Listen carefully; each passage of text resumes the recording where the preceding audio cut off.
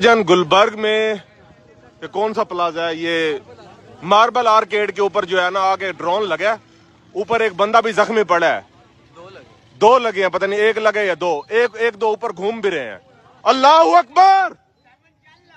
इधर से एक फायर हुआ है और एक इधर से फायर हुआ है ऊपर, तो इधर से और एक यहाँ से फायर हुआ। तो फिलहाल ये है, बाकी ऑफिस में देख रहा हूँ सारे ऑफिस, बाकी मैं अपडेट करता हूँ। अस्सलाम वालेकुम सर, ये देखना हमारा जो स्वेल वाला ऑफिस नहीं है, तो उधर लगे हैं, ये इसी डैमेज हुआ है, बाकी तो ये थोड़ा सा डैमेज हुआ है। बैक साइड पे ये देखिए शख्स वो है।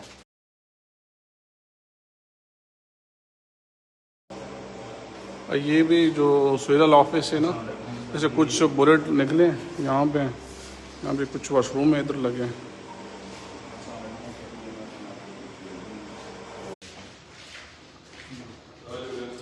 ये वो फोर्थ फ्लोर के हैं, ये भी इनका शीशा टूटा, इधर ये फायर लगे हैं।